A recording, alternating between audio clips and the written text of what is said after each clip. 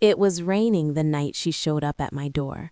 Not the gentle kind of rain that whispers against windows, but the angry kind that pounds the streets and turns the sky into a dark ocean. I had just finished cleaning the apartment when the knock came. 3 slow, hesitant taps that sounded almost afraid. When I opened the door, I saw her, Maya. 5 years had passed since I'd last seen her. 5 years since she had walked out of my life without explanation, leaving behind only silence and unanswered questions. She looked different. Her long hair was shorter now, brushing her shoulders.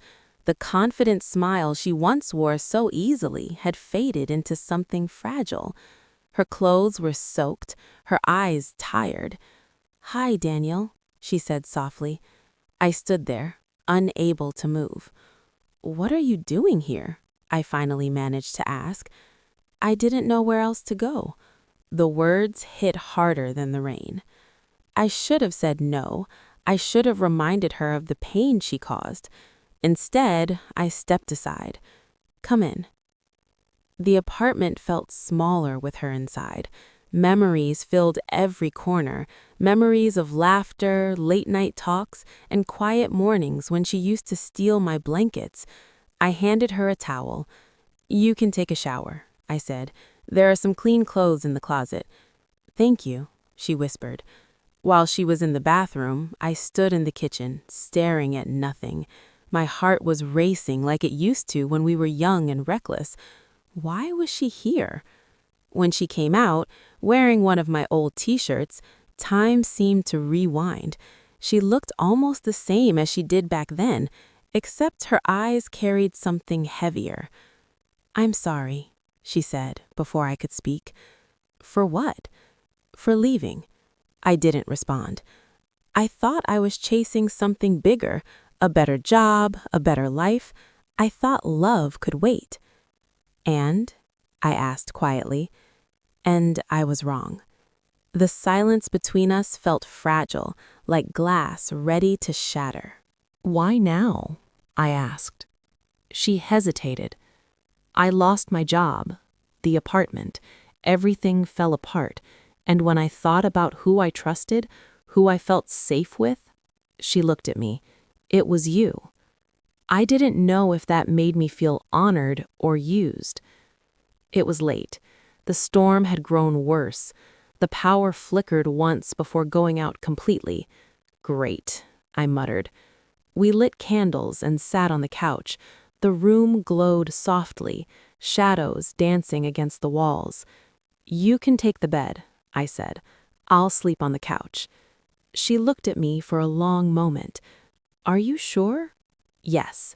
But when midnight came and the storm showed no sign of stopping, I found myself unable to sleep. The couch felt uncomfortable. My mind wouldn't quiet down. Then I heard her voice. "Daniel?" I walked to the bedroom door. "Yeah?" "It's cold." I hesitated. There was only one bed. I stepped inside. We lay on opposite sides, careful not to touch. The space between us felt larger than the room itself. "I used to love the way you'd fall asleep before me," she said softly. "You always looked peaceful." I wasn't. I was just pretending. She shifted slightly. "I never meant to hurt you." "I know," I said, and somehow I did. Outside, thunder rolled. Inside, the silence softened. "I was scared," she admitted. "Scared of staying. Scared of committing to something real. And now? I'm more scared of losing it again." Her words lingered in the air. I turned toward her. The candlelight reflected in her eyes. She looked vulnerable in a way I had never seen before. "You hurt me," I said honestly. "I know. And I don't know if I can go through that again. I'm not asking you to decide tonight. I just needed a place to rest." There it was. Not a demand, not a promise, just honesty. At some point, exhaustion won. I felt her hand brush mine. Not intentional, just natural. For a moment, I thought about moving away. I didn't. Morning came quietly. The storm had passed. Sunlight slipped through the curtains, warm and forgiving. She was still asleep, her face relaxed. For the first time since she arrived, she looked at peace. I slipped out of bed carefully and made coffee. When she joined me in the kitchen, she looked different, lighter somehow. "Thank you," she said. "For what?" "For letting me stay, for not shutting the door." I shrugged. I almost did. She smiled faintly. "I wouldn't have blamed you." We stood there, two people with a history neither of us could erase. "So what happens now?" I asked. She took a deep breath. "I find a new job, a new place. I rebuild." She paused. "And maybe, if you're willing, we start as friends." Friends? It sounded safe, manageable. "I can try," I said. She nodded. Later that afternoon, the sky was clear. She packed her small bag, ready to leave. At the door, she stopped. "Last night didn't fix everything," she said. "No," I agreed. "But it reminded me of something." "What's that?" "That sometimes the place you run from is the place you belong." She stepped closer, but not too close. "I'm not asking you to forgive me today. Just don't lock your heart completely." I looked at her, really looked at her. "I won't," I said. She smiled, the real one this time. Then she left. That night, I lay in my bed alone. The sheets still carried the faint scent of her shampoo. The room felt quieter than before. But something had changed. She had slept in my bed. Not as a lover, not as a stranger, but as someone who once broke my heart and dared to return. And maybe, just maybe, that stormy night wasn't about reopening old wounds.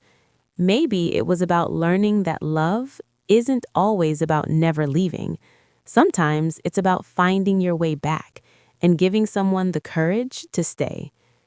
3 days passed before I heard from her again. I told myself I wouldn't wait for her message. I told myself I didn't care. But every time my phone buzzed, my heart reacted before my mind could stop it. On the fourth morning, her name appeared on my screen. "I found a small place near Riverside. Got a temporary job at a bookstore. Thank you again for everything." I stared at the message longer than necessary. I typed, deleted, typed again. "That's good. I'm glad you're okay." It felt too formal, too distant, but maybe that was safer. A week later, she asked if I wanted to meet for coffee. I almost said no. Instead, I said yes. We met at a quiet cafe near the river. The sky was clear, nothing like that stormy night. She was already there when I arrived, sitting by the window, sunlight catching in her hair. For a moment, I watched her without her noticing. She looked different again, not broken this time, just thoughtful. When she saw me, she smiled. "Hi." "Hi." It felt strange starting from scratch with someone who once knew everything about you. We talked about small things at first, her job at the bookstore, my recent projects, the city, the weather, safe topics. But eventually the silence returned, the kind that carried weight. "I meant what I said," she told me softly, "about starting over." "I know." "I don't expect you to trust me right away." "Good," I said, not unkindly, because I don't. She nodded, accepting it. "That's fair." There was no defensiveness in her voice, no argument, just understanding. And somehow that made it harder to stay guarded. Over the next few weeks, we built something fragile. Not romance, not yet, just presence. She would text me about funny customers at the bookstore. I would send her photos of sunsets from my balcony. Sometimes we'd meet for lunch, sometimes we'd just talk on the phone. It felt different this time. Before, everything between us had been intense, fast, passionate, overwhelming. We had fallen in love like people jumping off a cliff, trusting the wind to carry us. This time, we were walking slowly along the edge, careful. One evening, she came over again, not because of a storm, just because. I cooked dinner, she set the table. It felt strangely natural, like slipping into a familiar sweater that still fit. After dinner, we sat on the couch. "Can I ask you something?" she said. "Sure." "When I left, did you hate me?" I thought about it. "No," I admitted. "I hated myself more." "Why?" "Because I wasn't enough to make you stay." Her eyes softened. "That wasn't it, Daniel. You were too real, too certain, and I was still lost. That doesn't make it hurt less." "I know." Silence again. "But I'm not lost anymore," she added quietly. I looked at her. "How do you know?" "Because I stopped running." Her words lingered in the room. That night, she stayed late. We talked until midnight, about fears, about regrets, about the versions of ourselves we used to be. When she stood to leave, something inside me resisted. "You don't have to go yet," I said before I could stop myself. She froze slightly. "I don't?" I shook my head. The air shifted. She stepped closer, not rushing, not assuming, just waiting. I could see the question in her eyes. This wasn't like the stormy night. This wasn't desperation. This was choice. "I'm scared," I admitted. "Me too," she said. "But maybe being scared together is better than pretending we're not." Her hand found mine. This time it wasn't accidental. She didn't sleep in my bed that night. She slept beside me. There was a difference.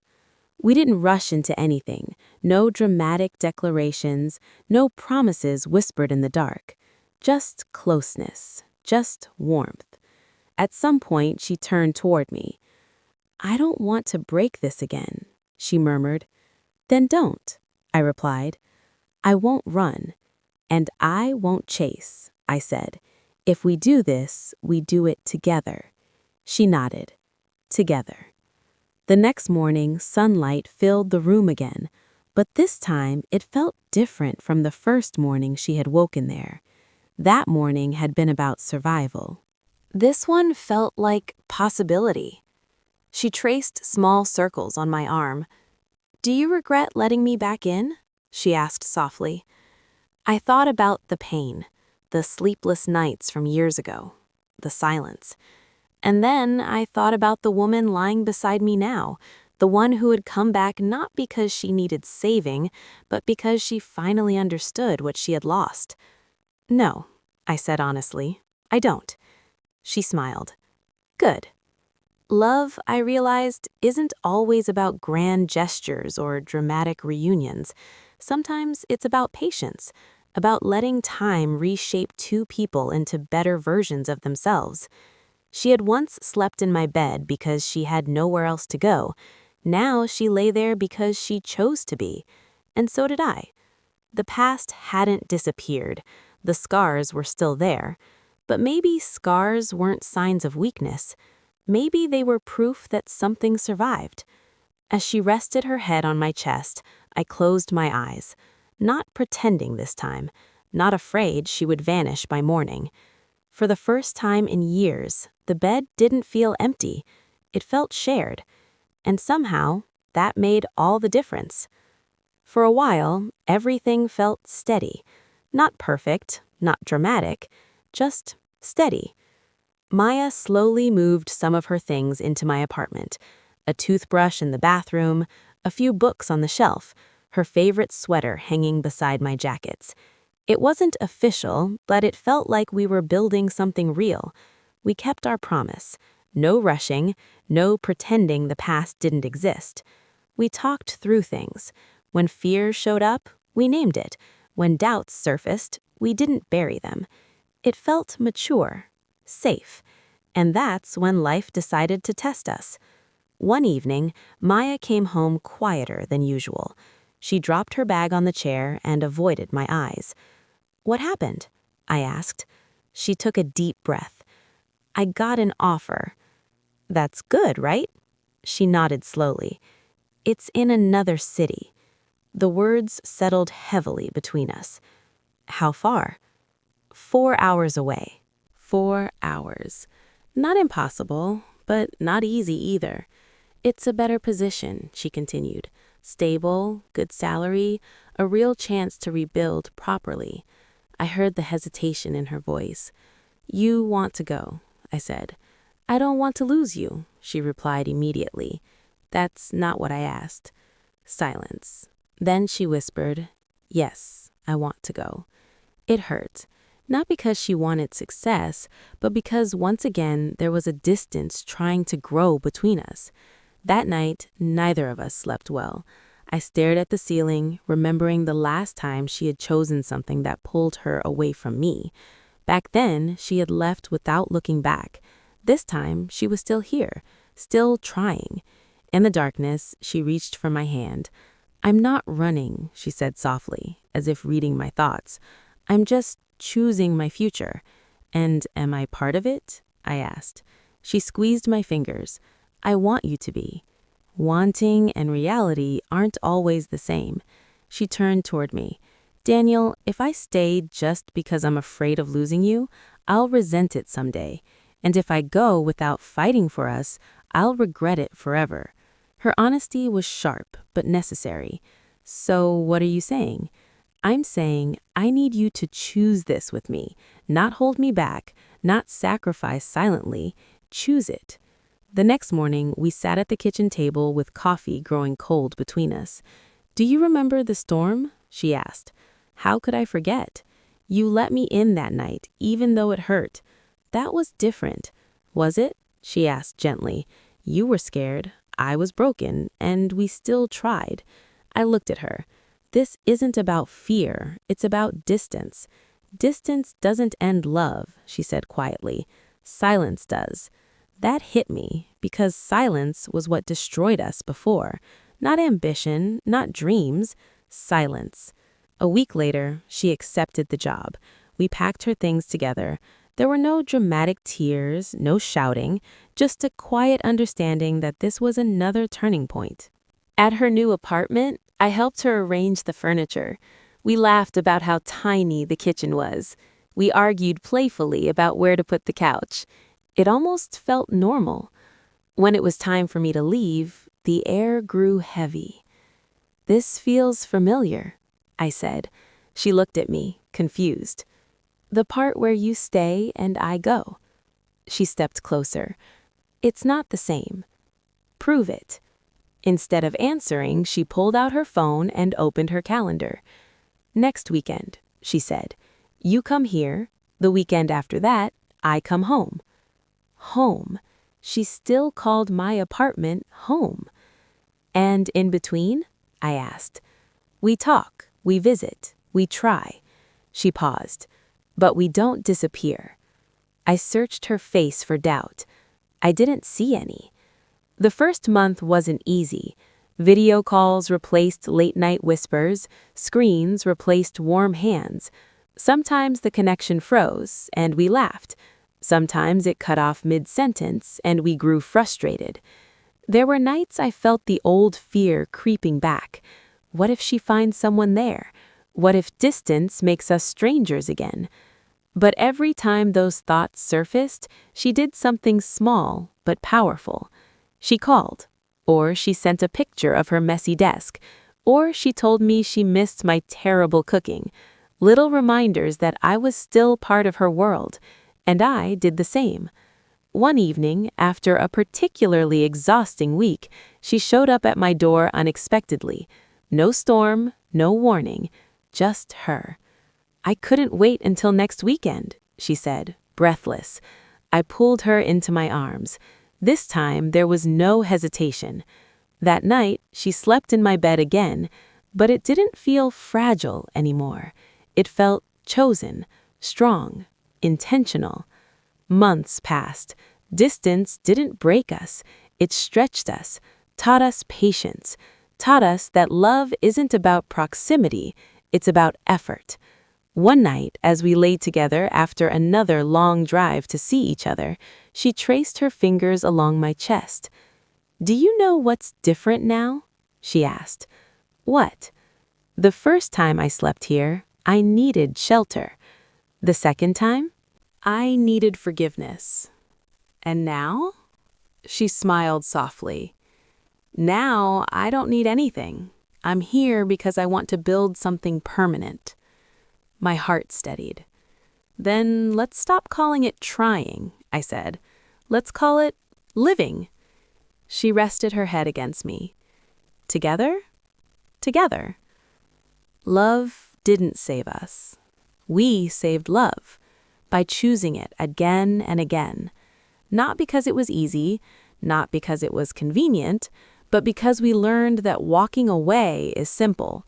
Staying, especially when it's hard, is what makes it real. And every time she sleeps in my bed now, it isn't about the past. It isn't about storms or second chances. It's about two people who once almost lost everything and decided they wouldn't let go again. A year later, the distance was gone. Not because it had been easy, but because we decided it wouldn't last forever. Maya's contract in the other city had ended.